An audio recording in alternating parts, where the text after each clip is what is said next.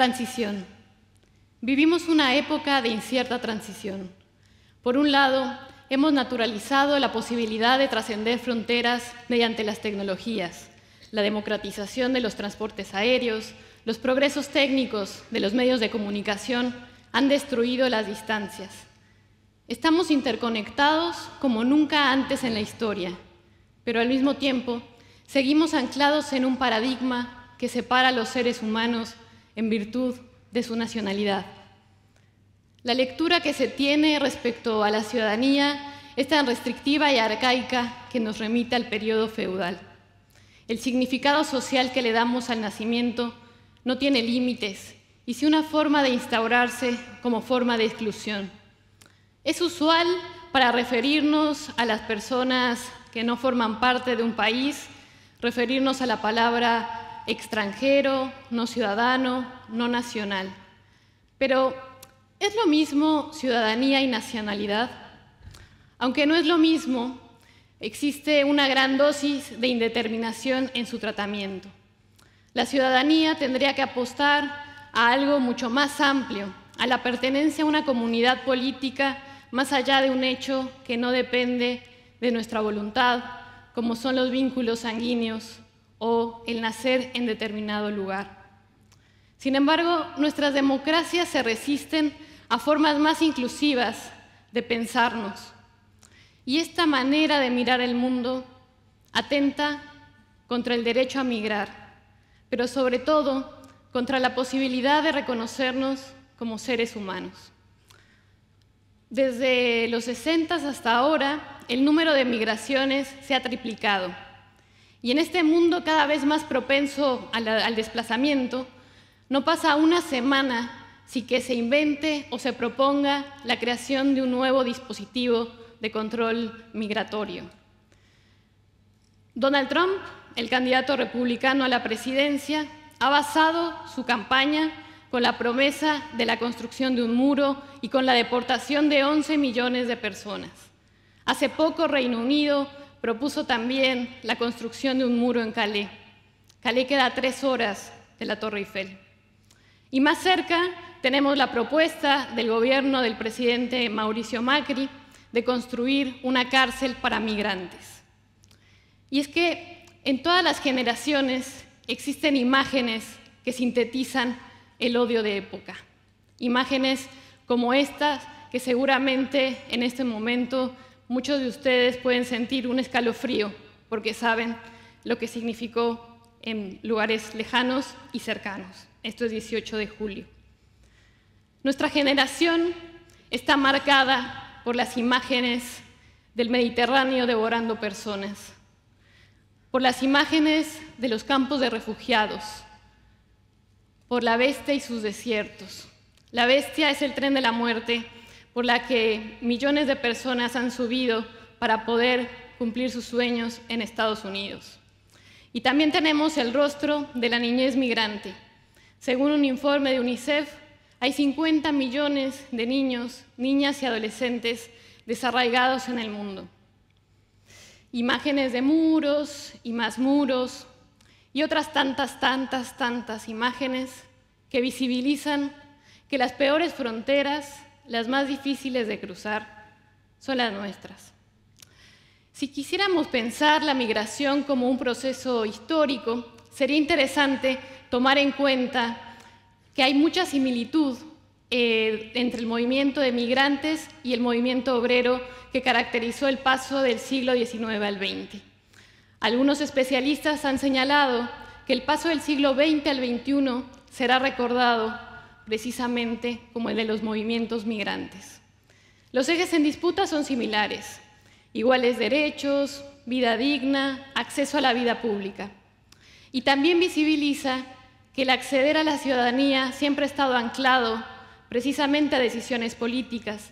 En algún momento de nuestra historia, para ser ciudadano se tenía que ser hombre, seguramente heterosexual, propietario, blanco. Y vemos que se han superado cuestiones de raza, de sexo, de propiedad, pero el de nacionalidad aún no. Y es que está el azar. Los migrantes somos víctimas del azar de nacimiento. Y nunca lo entendí tanto hasta que me tocó ser atravesada por esa experiencia. Es cierto que mi historia como migrante no es la misma que muchas personas que libran a diario diferentes proezas para salir adelante. No crucé ningún desierto, no fui detenida en ninguna frontera, no tuve que asumir que podría ser violada en algún paraje desértico. Sin embargo, mi historia como migrante me permitió conocerme más, conocer mis identidades, las mujeres que también soy cuando piso territorios distintos al lugar en el que nací. Y también me permitió conocer historias. Ella es Leticia. La conocí en Uruguay hace más de 4 años. Esa foto la tomé un 25 de noviembre en Plaza Independencia. Cuando nos conocimos, no pudimos negar que somos ciudadanas del mundo, pero tampoco pudimos negar los paisajes que forman parte de nuestra historia. Ella nació en Pachuca en el 61 y yo en Ciudad de México en 1985. Sin embargo, nuestras historias como migrantes, nuestra primera experiencia migratoria es muy diferente. Ella viajó al norte, yo viajé al sur.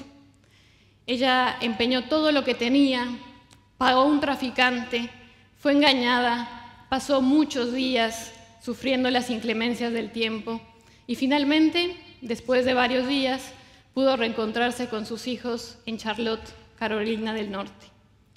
Yo, en cambio, pagando un vuelo comercial, llegué en 12 horas a destino.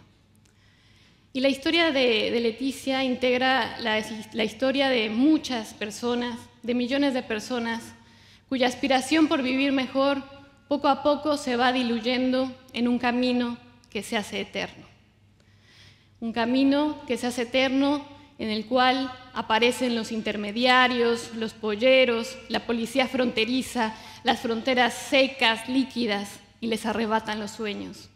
Pareciera que para la humanidad de hoy, la distancia no se mide más en kilómetros.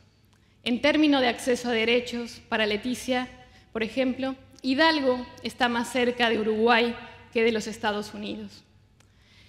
Y Uruguay.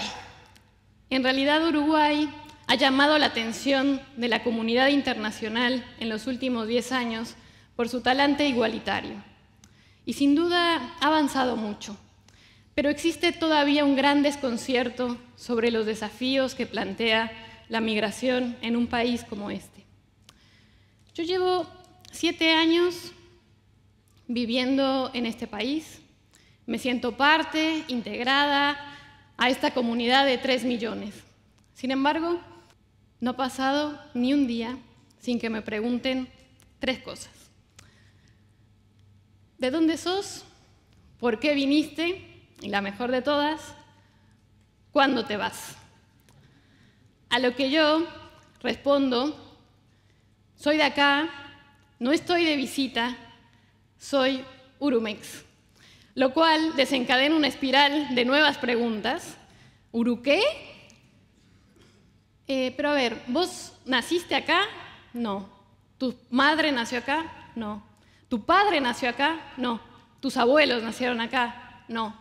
Valeria, no sos de acá. Mi acento es fisura y seguramente hay una voz que siempre me va a acompañar y me va a delatar. Pero a veces cuesta aceptar que no importa cuántos años pasen y yo siga escuchando la voz extranjera, intrusa, lejana, alajena, ajena.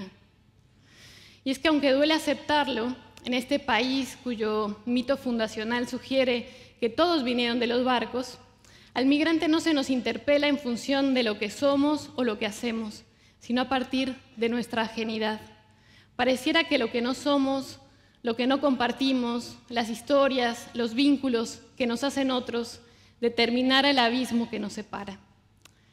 Y además existen aspectos no solamente existenciales, sino también normativos e institucionales que visibilizan que Uruguay no es un país amigable para la migración. Les voy a mostrar esto. La inmigración deberá ser reglamentada por ley, pero en ningún caso el inmigrante adolecerá de defectos físicos o mentales o morales que puedan perjudicar a la sociedad. Esto dice nada más y nada menos que el artículo 37 de la Constitución vigente del Uruguay. Y este párrafo sintetiza cuán discrecional, discriminatoria y utilitaria puede ser la perspectiva que se tiene en relación a la migración.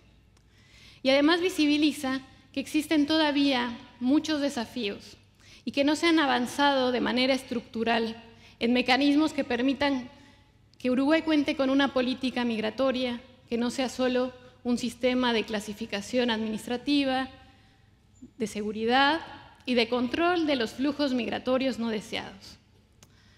El panorama pareciera que no es muy favorable, pero yo estoy convencida, a pesar de estas dificultades y de los obstáculos culturales o jurídicos, estoy convencida que Uruguay puede tener la mejor política migratoria del mundo. Existen las condiciones, y no solo como perspectiva solidaria o humanitaria, sino como visión estratégica. Los desafíos son múltiples para poder dar ese paso.